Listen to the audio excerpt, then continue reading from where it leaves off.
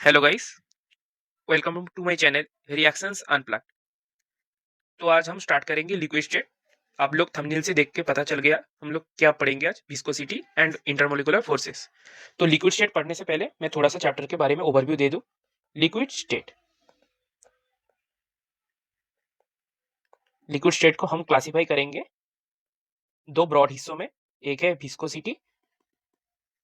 Viscosity and second one is surface tension. तो viscosity पढ़ने और सरफेस टेंशन के पढ़ने से पहले हम लोग पढ़ेंगे थोड़ा सा इंटरमोलिकुलर फोर्सेस के बारे में। और विस्कोसिटी में हम लोग पढ़ेंगे विस्कोसिटी का डेफिनेशन एग्जाम्पल्स, और पढ़ेंगे उसके क्लासिफिकेशंस, डिपेंडेंसी। यही चीज हम लोग आज टॉपिक में कवर करेंगे। तो चलिए शुरू करते हैं। पहले हम लोग स्टार्ट करेंगे साइंस। तो साइंस को हम कैसे डिवाइड करते हैं? साइंस को हम दो क्लास में डिवाइड करते हैं।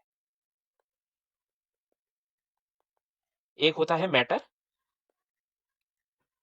और दूसरा होता है एनर्जी। एनर्जी को हम कौन कौन से चैप्टर में पढ़ते हैं? एनर्जी को हम लोग पढ़ते हैं थर्मोडाइनमिक्स 1 और सेकेंड है इलेक्ट्रोकेमिस्ट्री में हम लोग एनर्जी को डील करते हैं इलेक्ट्रो में। और मैटर को हम लोग कैसे डील करते हैं? मैटर को हम लोग दो हिस्सों में डील करते हैं, एक है केमिकल, दूसरा है फिजिकल। केमिकल को अब हम लोग फिर से दो भाग में क्लासिफाई करेंगे, एक है प्योर और एक है मिक्सचर। फिर से मिक्सचर को हम लोग दो हिस्सों में डिवाइड करेंगे, एक है होमोजीनियस और दूसरा है हेटेरोजीनियस। हम प्योर को दो हिस्सों में डिवाइड कर लेते हैं, एक है एलिमेंट्स और दूसरा है कंपाउंड्स। कंपाउंड्स को हम कौन से चैप्टर में डील करते हैं? केमिकल बॉन्डिंग में हम लोग कंपाउंड को डील करते हैं। कंपाउंड्स को हम लोग दो हिस्सों में डिवाइड कर लेते हैं, एक है ऑर्गेनिक और दूसरा है इनऑर्गेनिक। एलिमेंट्स को हम लोग तीन तरह से क्लासिफाई करते हैं, एक है मेटल्स, दूसरा है नॉन मेटल्स और तीसरा है मेटालॉइड्स। ये है वो एक ओवरव्यू क्लासिफिकेशन हम कैसे करते हैं। तो हम लोग आज पढ़ेंगे मैटर के अंदर फिजिकल के बारे में। फिजिकल को हम लोग तीन हिस्सों में क्लासिफाई करते हैं, एक है सॉलिड, एक है लिक्विड और एक है गैस। तो आज का हमारा टॉपिक होगा लिक्विड के बारे में। उससे पहले थोड़ा सा डिटेल्स में जान ले हम। सॉलिड के अगर हम लोग पीछे आए तो हमारा एक स्टेट होता है मैटर का, उसका नाम आप लोग कमेंट सेक्शन में बताना सॉलिड के पीछे कौन सा स्टेट होता है। और गैस के ऊपर होता है प्लाज्मा। ये हमारा टॉपिक नहीं है तो हम लोग डिस्कस नहीं करेंगे। आप लोग कमेंट सेक्शन में बताना सॉलिड के नीचे कौन सा स्टेट होता है। मैं थोड़ा सा हिंट दे दूं, एक इंडियन साइंटिस्ट है जिनके नाम अनुसार ये रखा गया है। तो हम लोग आज पढ़ेंगे इंटरमोलिकुलर फोर्सेस। पहले हम स्टार्ट करते हैं इंटरमोलिकुलर फोर्सेस। तो क्या होता है, अगर एक सपोज ये है क्रिस्टल है, इसके अंदर मॉलिक्यूल्स है। अगर वो मॉलिक्यूल्स टाइट पैकिंग में रहेंगे, मींस क्लोज रहेंगे, ऐसे करके एक साथ क्लोज रहेंगे, तो उस मतलब उसमें एक वैकेंट प्लेस नहीं है, वो टाइट है, क्लोज है, जगह नहीं है, सीधी बात कहूं जगह नहीं है, तो उसको हम कहेंगे सॉलिड। अगर यही केस में हम लोग देखेंगे, टाइट पैकिंग तो है बट जगह है, बीच बीच में जगह है, थोड़ी थोड़ी सी करके जगह है, उस स्टेट को हम क्या कहेंगे? लिक्विड कहेंगे। अगर देखा जाए मॉलिक्यूल्स टाइट पैकिंग में भी नहीं है और क्लोज भी नहीं है, बहुत दूर दूर के है, ऐसे करके है, तो हम उस स्टेट को हम क्या कहते हैं? गैसियस स्टेट कहते हैं। Got it? तो अब क्वेश्चन एराइज होगा, जो सॉलिड स्टेट में जो मॉलिक्यूल्स है वो क्या रीजन के वजह से क्लोज क्लोज वे में रहते हैं। तो आइए चलिए शुरू करते हैं इंटरमोलिकुलर फोर्सेस के बारे में जानना। उससे पहले थोड़ा सा जान लो आयंस क्या होता है। आयंस को हम डिवाइड करते हैं दो हिस्सों में, एक है पोलर और है नॉन पोलर। नॉन पोलर और पोलर को हम कैसे डिवाइड करते हैं, एक है फिक्स्ड एंगल की वजह से और एक एवरेज एंगल की वजह से। तो एक है फिक्स्ड एंगल और दूसरा होता है एवरेज एंगल। नॉन पोलर किसे कहा जाता है, नॉन पोलर कहेंगे अगर उसमें कोई पोल नहीं है, मींस प्लस और माइनस कोई चार्ज नहीं है, उसको हम कहेंगे नॉन पोलर। पोलर के अंदर कौन कौन से फोर्स रहते हैं, पोलर के अंदर कौन कौन से फोर्स, इंटरमोलिकुलर फोर्स रहते हैं। तो पोलर है, अगर पोलर के साथ पोलर होगा तो उन दोनों के बीच अगर एक है डेल प्लस दूसरा है डेल माइनस, एक सिस्टम है उसके अराउंड डेल प्लस और डेल माइनस है, तो इन दोनों के बीच में कौन सा अट्रैक्शन काज करेगा, उसको हम कहते हैं डाइपोल, डाइपोल इंटरैक्शन। एक साइंटिस्ट है केजम नाम है, उनके नाम अनुसार इसको कहते हैं केजम फोर्स, 1921 में डिस्कवर हुआ था, इसको कहते हैं केजम फोर्स। थोड़ा सा स्टार्क मार्क कर लीजिए, केजम फोर्स इंटरव्यू में कभी कभी पूछ लिया जाता है केजम फोर्स किसको कहते हैं, थोड़ा सा स्टार्क मार्क कर ले। और डाइपोल डाइपोल इंटरैक्शन एक गया पहला, पहले गया डाइपोल डाइपोल इंटरैक्शन। तो हम लोग पहले देख लेते हैं डाइपोल डाइपोल इंटरैक्शन के बारे में। तो डाइपोल डाइपोल इंटरैक्शन, इसको हम लोग डिनोट करते हैं V1। V1 is equal to हम लोग क्या लिखते हैं, C बाई r⁶। ये C को हम कहते हैं कांस्टेंट और R होता है डिस्टेंस बिटवीन टू मॉलिक्यूल्स, ये होता है डिस्टेंस। तो C क्या लिखते हैं और V को हम क्या कहते हैं, V को कहते हैं हम लोग इंटरैक्शन एनर्जी, इंटरैक्शन एनर्जी। तो C इज इक्वल टू हम लोग लिखते हैं -2/3 kBT μ1 स्क्वायर μ2 स्क्वायर। केबी को हम लोग कहते हैं Boltzmann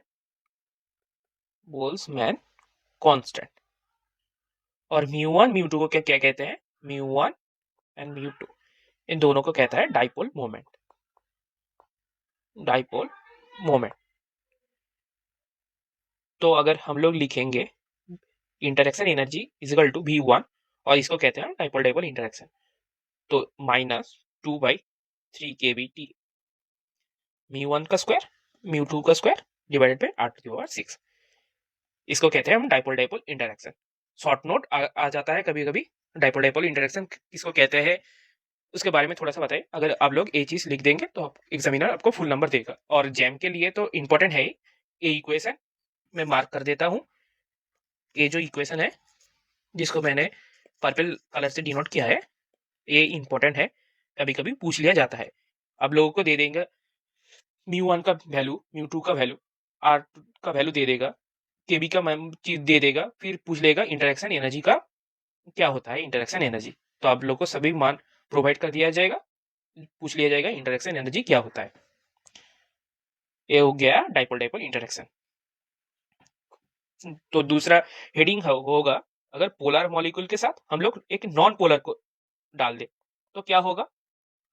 polar means del plus del minus होगा, अगर एक नॉन पोलर है जिसका कोई भी पोल नहीं है तो क्या करेगा, डेल माइनस क्या करेगा, इसके अराउंड एक डेल पॉजिटिव चार्ज अराइज करेगा और इसके अराउंड एक डेल नेगेटिव चार्ज अराइज करेगा। तो ए हो गया डाइपोल, क्यों, के पास पोल है,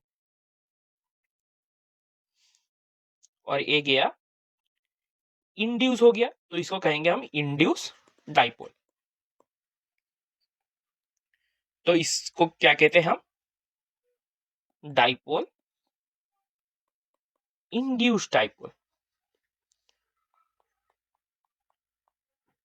dipole induce dipole.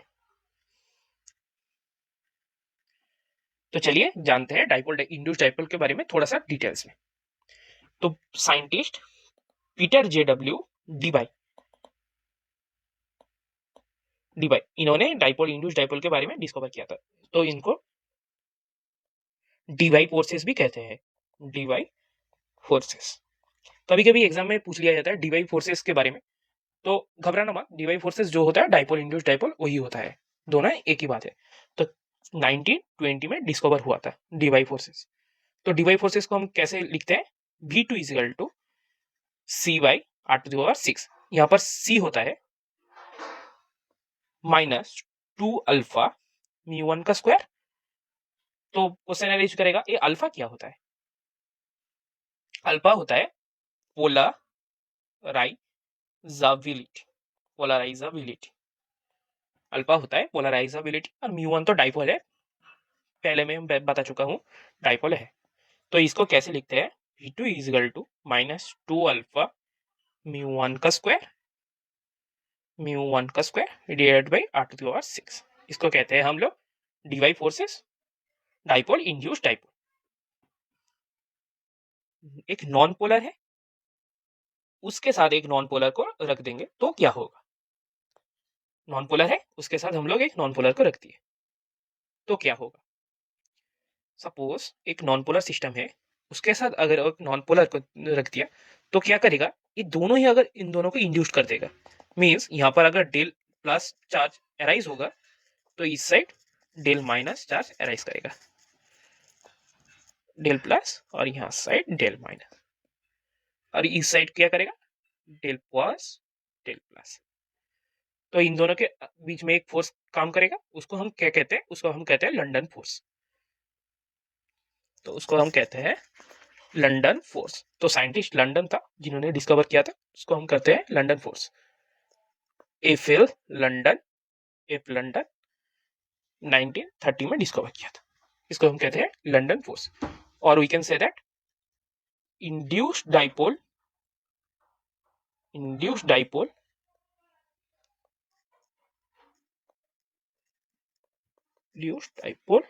Induced dipole force, इसको हम डिनोट करते हैं V3 से। V3 क्या होगा, C by r to the power 6। इसको कहते हैं हम लोग इंड्यूस्ड डाइपोल, इंड्यूस्ड डाइपोल। तो C क्या होता है, C को हम लोग लिखेंगे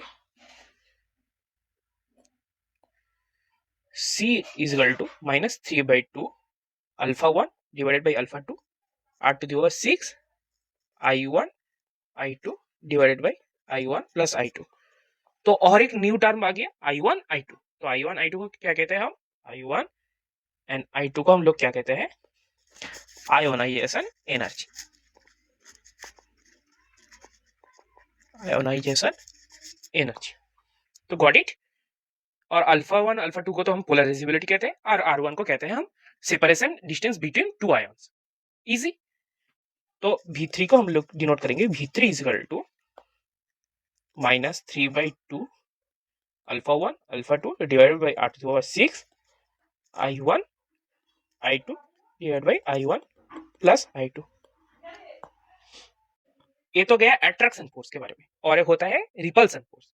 रिपल्सन के फोर्स में डिटेल्स में जाने की कुछ जरूरत नहीं होता है, रिपल्सन फोर्स ऐसा कुछ खास एग्जाम में पूछा नहीं जाता। तो रिपल्सन फोर्स थोड़ा सा जान लेते हैं।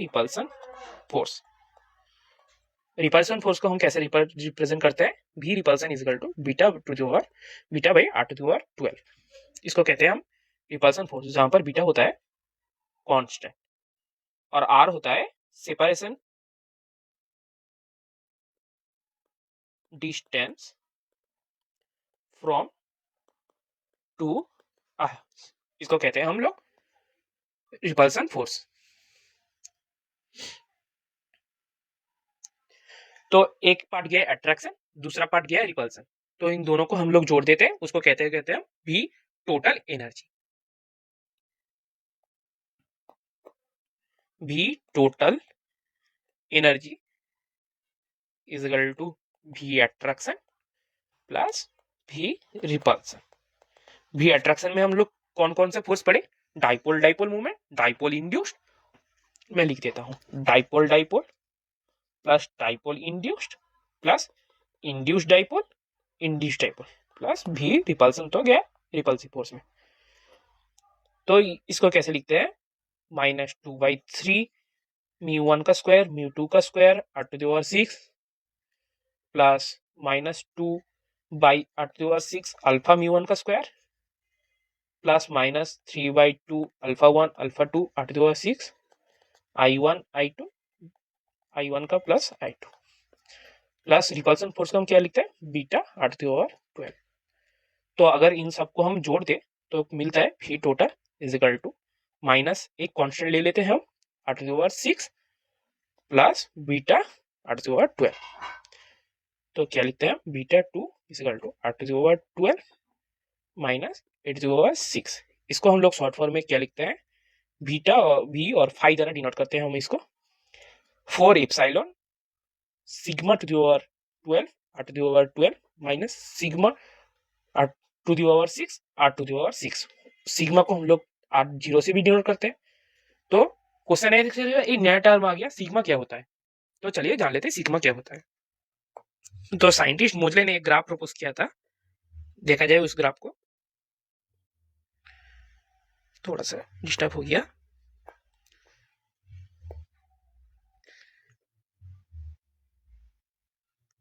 ये था वो ग्राफ। भी यहाँ पर है आर, तो इस डिस्टेंस को हम क्या कहते हैं, भी अट्रैक्शन। भी अट्रैक्शन इसके बाद क्या होता है, देखो इसके बाद एक कार्व थोड़ा सा अपवर्ड चला जाता है, इसको कहते हैं हम भी रिपल्सन। क्योंकि एक दोनों टर्म हम पढ़ चुके हैं, एक है भी अट्रैक्शन और एक भी रिपल्सन। तो एक ही डिस्टेंस के अनुसार दिखा जाता है। तो भी अट्रैक्शन काम करता है, उस डिस्टेंस के बाद दिखा जाता है भी रिपल्सन काम करता है। तो ये इस डिस्टेंस को हम क्या कह देंगे, भी रिपल्सन। रिपल्सन। और जहां पर देखा जाएगा, मैं एक और कलर ले लूं, जहां पर देखा जाएगा भी जीरो हो गया, उसको उस डिस्टेंस को हम कहेंगे सिग्मा। मींस यहां पर भी जीरो हो गया, उसको हम कह देंगे सिग्मा। तो एक हम लोग अब क्या करेंगे, हम लोग थोड़ा सा क्वेश्चन कर लेते हैं। तो क्वेश्चन होगा, अगर एक सिग्मा का मान दे चुका है 4 एंगस्ट्रॉम में, ये सिग्मा है सिग्मा, और एप्सिलॉन का मान दे चुका है 1.77 किलो जूल पर मोल। तो हमारे पूछ लिया जाता है वैन डेर वाल्स रेडियस क्या होगा। क्वेश्चन होगा वैन डेर वाल्स रेडियस क्या होगा। तो हम लोग देखने पहले मिलेंगे वैन डेर वाल्स रेडियस क्या होगा। तो हम लोग क्या कह चुके हैं, इस डिस्टेंस के अनुसार जो यहाँ पर भी जीरो होगा वहां पर सिग्मा बोला जाता है उस डिस्टेंस को। तो इजी है, वैन डेर वाल्स रेडियस का क्या होगा, वैन डेर वाल्स रेडियस होगा सिग्मा बाई 2 कर देंगे तो van der Waals radius easily मिल जाएगा, 2 एंगस्ट्रॉम होगा। एक गया पहला क्वेश्चन, क्वेश्चन नंबर 1। और प्रॉब्लम 2 देख लिया जाता है। प्रॉब्लम 2,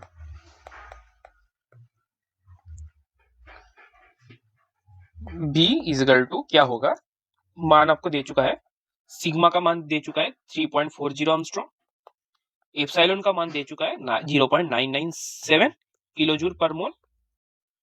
तो आपको भी निकालना पड़ेगा। भी मींस आप लोगों को जो एनर्जी है, इंटरेक्शन एनर्जी और टोटल एनर्जी, उसका मान क्या होगा। तो आप लोग एक करके कमेंट सेक्शन में मुझको बताना। सो जाए हिंट दे दू, V is equal to 4e sigma to the power 6 r to the power 12 minus r to the power sigma to the power 6 r to the power 6। और r का मान दे चुका है, सॉरी r का मान भी है, r का मान है 4 एंगस्ट्रॉम। तो v का मान मुझको निकल के कमेंट सेक्शन में बताना। कमेंट सेक्शन कमेंट कर देना, कमेंट सेक्शन में बताना। तो एक गया डाइपोल मोमेंट, डाइपोल क्या होता है, सब कुछ बताया मैंने। तो लास्ट टॉपिक है factors affecting intermolecular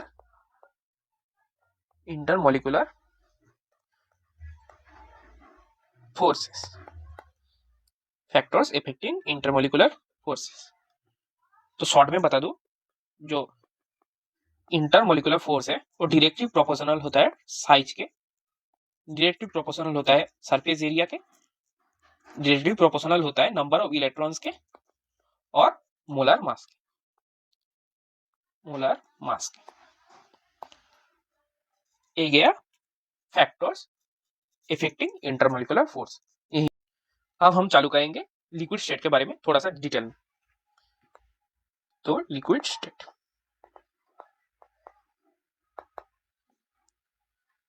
liquid state पहले हम लोग पढ़ेंगे स्ट्रक्चर ऑफ लिक्विड क्रिस्टल। तो पहले इनकॉम्प्रेसिबिलिटी,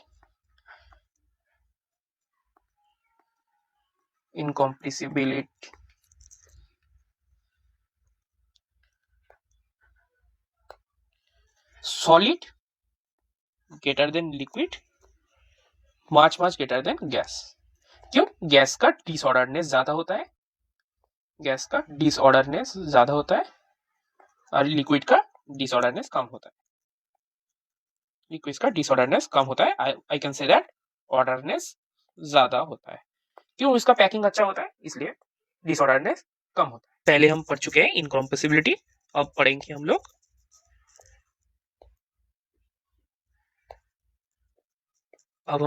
मोलर वॉल्यूम। मोलर वॉल्यूम क्या होता है?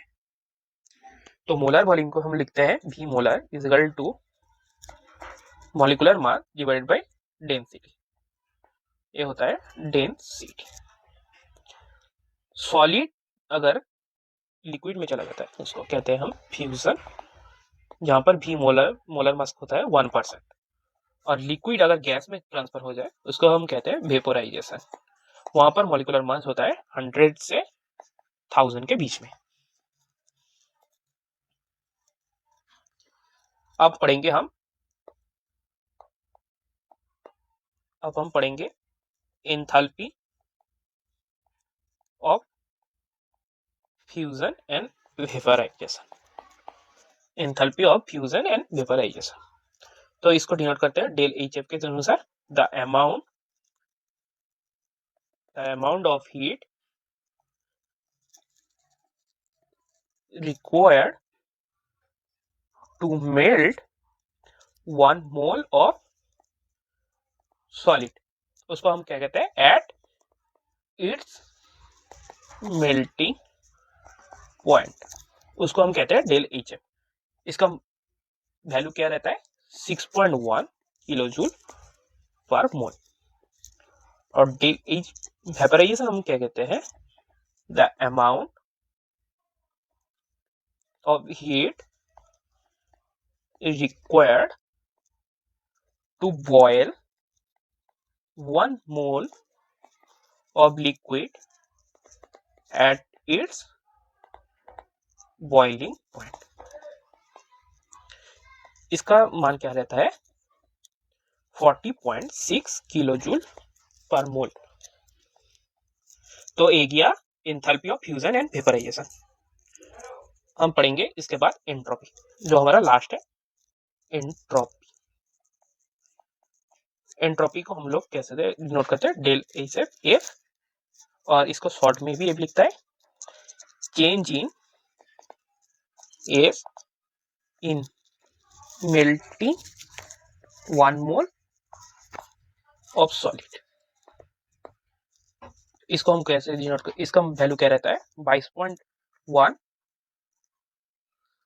जूल पर केल्विन टू, और कौन से टेम्परेचर में इसको हम लोग मेजर करते हैं? 273 केल्विन के। और एक होता है डेल एस वेपराइजेशन, जो रहता है change in S in boiling 1 mole of liquid. तो डेल एस वेप को हम क्या कहते हैं? Change in S in boiling point 1 mole of liquid. इसका वैल्यू क्या रहता है? 109 जूल पर केल्विन 373 केल्विन में मेजर किया जाता है। तो पहला पॉइंट हमने क्या पढ़ा? हमने पढ़ा जो इंटरमोलिकुलर फोर्स कौन कौन से फैक्टर्स के ऊपर डिपेंड करता है। तो size, surface area, number of electrons and molar mass हम पढ़ चुके हैं। हम पढ़ेंगे आप लिक्विड स्टेट के बारे में। लिक्विड स्टेट में हमने क्या पढ़ा? Structure of liquid crystal, incompressibility, फिर पढ़ा मोलर वॉल्यूम, फिर पढ़ा हम लोग enthalpy of fusion, enthalpy and fusion, और पढ़ा वेपराइजेशन। तो इस टॉपिक एक होता है x-ray study of liquid. X-ray study of liquid में हम लोग क्या मिलता है, तो एक है, पहले बात करूं सॉलिड, सॉलिड में अगर NaCl का, तो उसका ग्राफ कैसे रहता है, यहाँ पर जाएगा, एक पीक मिलेगा, दूसरा तीसरा पीक मिलेगा। बट हम जो जब लिक्विड के बारे में डिस्कस करते हैं उस समय क्या होता है, एक ही पीक मिलता है, AHG का है और 2273 केल्विन में मेजर किया जाता है। गैस कोई मैक्सिमम मिनिमा नहीं दिखाता, क्योंकि गैस का, इसलिए गैस का एक्सरे नहीं मिलता। अब हम पढ़ेंगे theory of liquid, theory of liquid. Theory of liquid को मैंने दो पार्ट में डिवाइड किया है, और होता है यही होता है, एक है होल थ्योरी, एक है free volume theory. Free volume theory विज्ञानी एरिंग एंड री ने होल थ्योरी डिस्कवर किया था, एरिंग एंड री ने। मैं साइंटिस्ट का नाम बता दे रहा हूं क्योंकि कभी कभी इंटरव्यू में पूछ लिया जाता है, एरिंग एंड री ने। तो होल थ्योरी क्या होता है, तो होल थ्योरी, होल थ्योरी क्या होता है, तो लिख दूं मैं, liquid are more denser than gases and less denser than solid,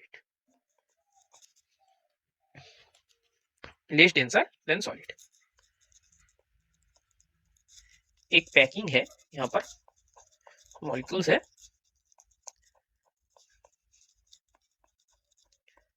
molecules है, और एक है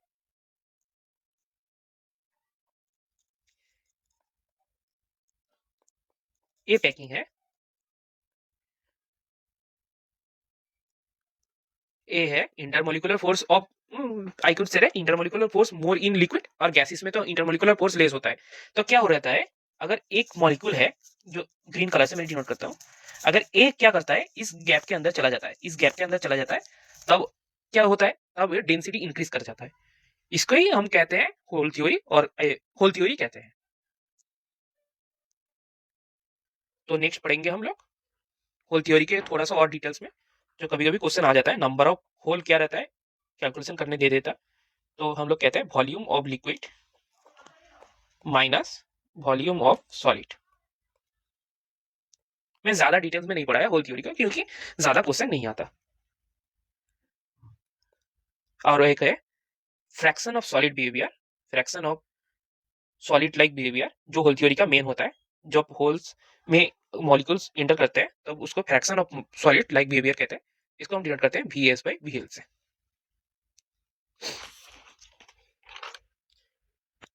और दूसरा होता है fraction of gas like. Fraction of gas like में क्या रहता है, 1 माइनस VS/VL, इसको कहते हैं हम VL माइनस VS/VL। ये मैथमेटिकल कैलकुलेशन के लगेगा, तो इसको थोड़ा सा याद रखना। मैं स्टार नहीं दे रहा क्योंकि इतना भी कुछ खास नहीं है, एक स्टार दे रहा। तो हमारा टॉपिक होगा, तो और एक थ्योरी है फ्री वॉल्यूम।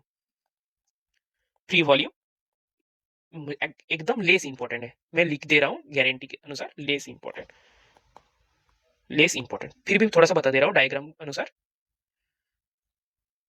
अगर कोई ए है स्ट्रक्चर है और ए है पैकिंग है, इसके अंदर एक मॉलिक्यूल आके घुस गया, तब वो जो वॉल्यूम ऑक्यूपाई करेगा उसको हम कहते हैं free volume.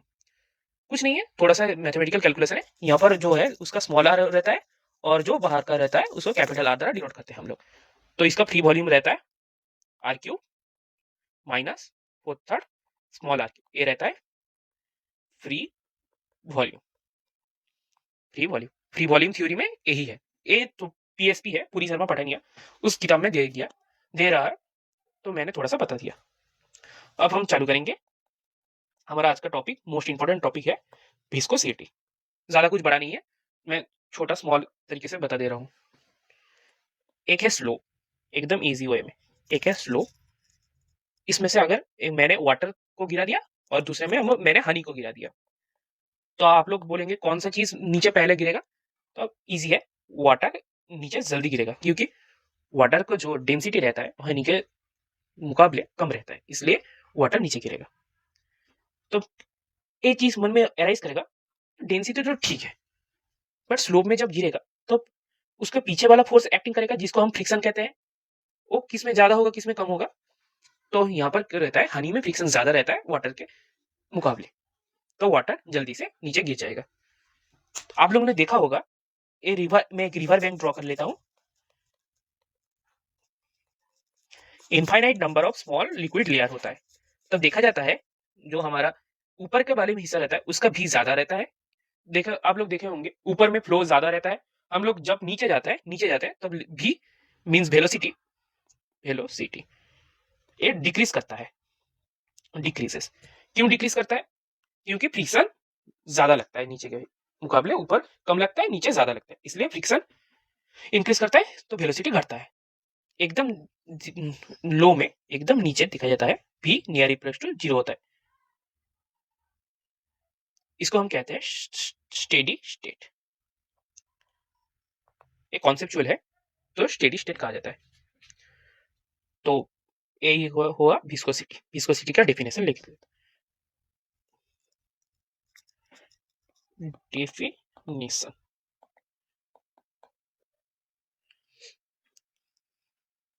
The property of liquid due to which every two layer of a flowing liquid tends to reduce their relative velocity। तो थोड़ा सा डिकोड कर देता हूं मैं इस चीज को। तो property of liquid due to which every two layers of a flowing liquid tends to reduce their relative velocity. तो क्या कहता है, अगर ए मैं सपोज मान लेता हूं ए 1 है, ए 2 है, अगर देखा जाए 2 का वेलोसिटी ज्यादा होगा 1 के मुकाबले, क्योंकि 2 क्या करेगा 1 के ऊपर फ्रिक्शन लगाएगा, उस फ्रिक्शन के वजह से क्या होगा 1 का वेलोसिटी डिक्रीज कर जाएगा। यही है सिंपल वेलोसिटी का फिनोमेना। तो मैं एक रिवर बैंक फिर से ड्रॉ कर लेता हूं।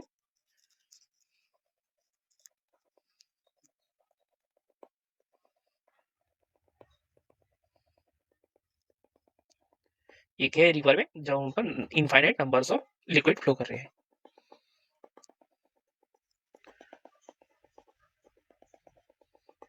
उसके ऊपर एक प्लैंक रख चुका हूं जिसका नीचे से हाइट है आई वुड से दैट y, और ये फ्लो कर रहा है v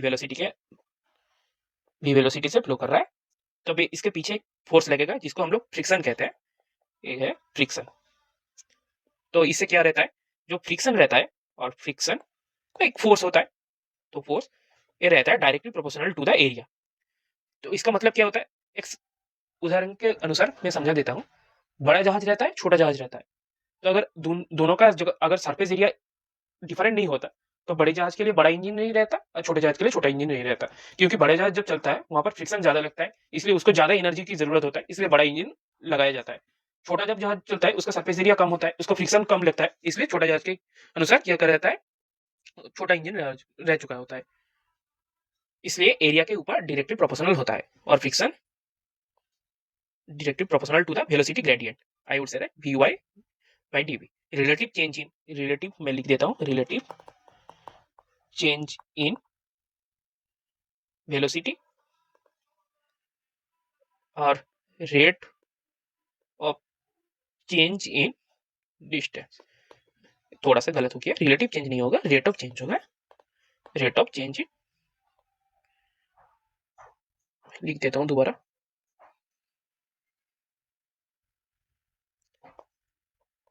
rate of change in velocity divided by rate of change in distance, ये रहता है वेलोसिटी ग्रेडियंट। तो अगर ए को डिनोट कर देंगे हम, a varies a into dv by dy। तो प्रोपोर्शनलिटी को हटाने के कांस्टेंट आता है, आप लोग जानते ही होंगे। तो a is equal to minus eta a into dv by dy। इस ईटा को हम लोग कहते हैं विस्कोसिटी कोएफिशिएंट। तो ये इंपॉर्टेंट है, इसलिए स्टार पर कर दे रहा हूं मैं, ये विस्कोसिटी कोएफिशिएंट होता है। तो अब एग्जाम में क्वेश्चन क्या आता है, एग्जाम में क्वेश्चन आता है ईटा का डायमेंशन एंड यूनिट, ईटा का यूनिट एंड डायमेंशन।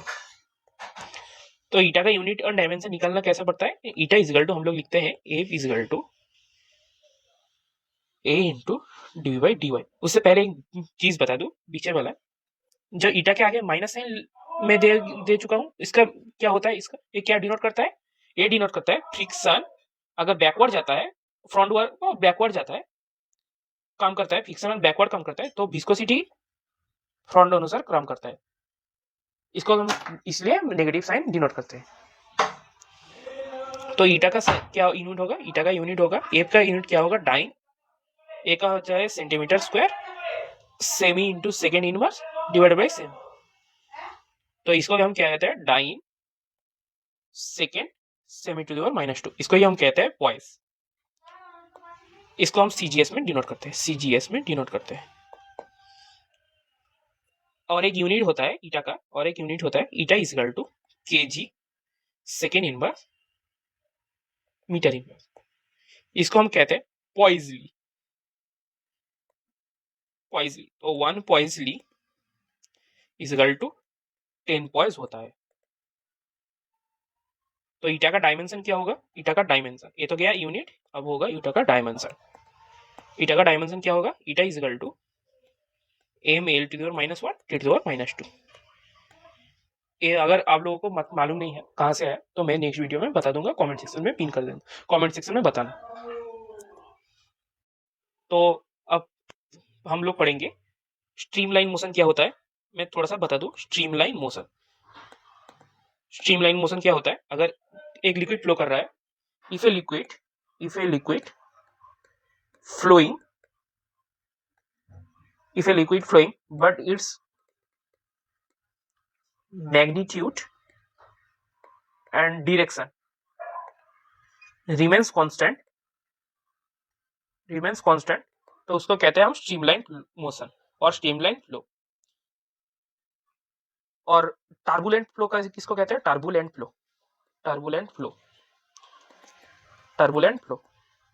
फ्लो इसका ऑपोजिट होगा, ऑपोजिट ऑफ स्ट्रीमलाइन मोशन।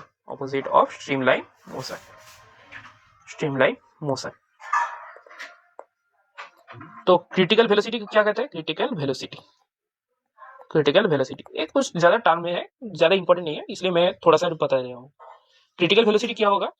जिसके अबव में टर्बुलेंस शो करेगा, जिस वेलोसिटी के अबव में टर्बुलेंस शो करेगा, और जिसके बिलो में स्ट्रीमलाइन शो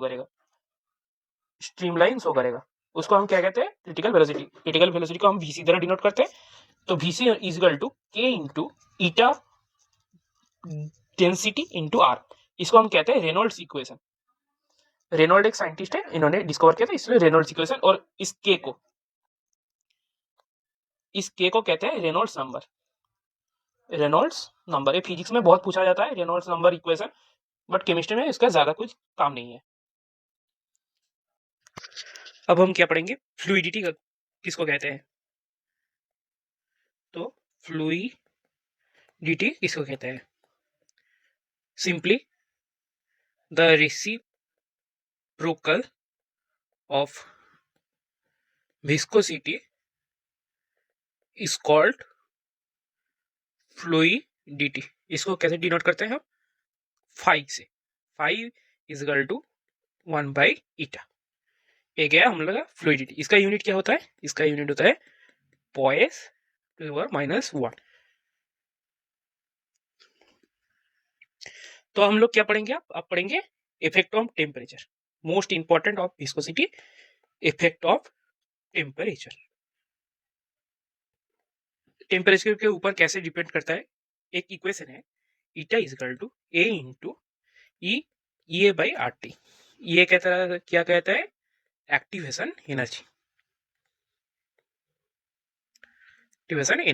और आर तो यूनिवर्सल गैस कांस्टेंट, ए है कांस्टेंट है।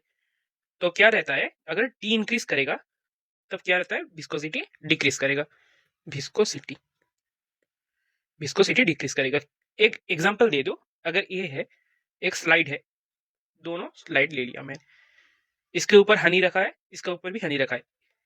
इसका है 25 डिग्री, इसका है 50 डिग्री। तो देखा जाएगा 25 डिग्री का जो हनी है वो पहले नीचे आएगा, ये पहले नीचे आएगा, और वह दूसरे से फर्स्ट आएगा। ए सेकेंड आएगा।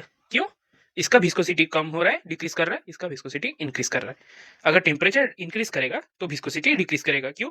इसका वेलोसिटी इंक्रीज कर रहा है, इसका वेलोसिटी इंक्रीज कर रहा है, टेम्परेचर इंक्रीज करने से इसका वेलोसिटी इंक्रीज कर रहा है, इसका वेलोसिटी इंक्रीजेस। तो क्या होगा? वेलोसिटी इंक्रीज करेगा तो ज्यादा तेजी से नीचे आएगा, मतलब फ्रिक्शन भी ज्यादा लगेगा। इससे क्या होता है? वेलोसिटी विस्कोसिटी हमारा डिक्रीज करेगा।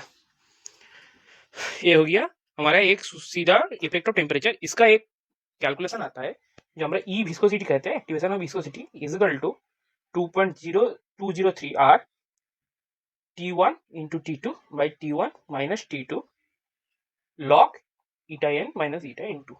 ये रिमाइंड में रख लेना, इसका डेरिवेशन नहीं पूछा जाता, इससे डायरेक्ट क्वेश्चन आ जाता है। नेक्स्ट डे में जब क्वेश्चन कराऊंगा तब यहाँ से क्वेश्चन डिस्कस कर दूंगा इस इक्वेशन से। अब थोड़ा थोड़ा इंपॉर्टेंट इक्वेशन को पढ़ लेते हैं हम। और एक इक्वेशन आता है ईटा का जो इंपॉर्टेंट होता है, जिससे क्वेश्चन आता है eta is equal to pi P1 minus P2 R to the power 4 divided by 8L dV by dt। ये होता है वेलोसिटी ग्रेडियंट। मैं एक पिक्चर ड्रॉ कर दूं। एक है ट्यूब जिसके अंदर infinite numbers of fluid liquid pass कर रहा है। इसका रेडियस है r, टोटल लेंथ है l। इसका रेडियस r है, टोटल लेंथ है l। इसका पहले छेद का P1, इसका प्रेशर है P2। तो डिफरेंस प्रेशर होगा P1 माइनस P2 और वेलोसिटी है v, वेलोसिटी है v। तो वेलोसिटी ग्रेडियंट कैसे लिखेंगे? dv by dt, time taking t, इसको कहते हैं हम वेलोसिटी ग्रेडियंट। तो ईटा के प्रोपोर्शनल आता है eta is equal to pi P1 minus P2 R to the power 4 eta l dv by dt। ये रिमाइंड में रखना, ये इंपॉर्टेंट है। तो स्टॉप हो गया, ये इंपॉर्टेंट है, इसको रिमाइंड में रख लेना। और एक होता है स्टोक्स लॉ। हमारा आज का लास्ट टॉपिक होगा स्टोक्स लॉ, स्टोक्स का इक्वेशन। ये सब इक्वेशन रिमाइंड कर देना, क्योंकि इससे मैथमेटिकल प्रॉब्लम पूछा जाता है, तब यहाँ से मैथमेटिकल प्रॉब्लम को अप्रोच करने में आसानी होगा। स्टोक्स लॉ क्या कर रहा है? अगर ईटा है, eta is equal to 2/9 R square P solid minus P liquid into G gas होता है डिवाइड बाई U। U होता है टर्मिनल वेलोसिटी, G होता है एक्सीलरेशन ड्यू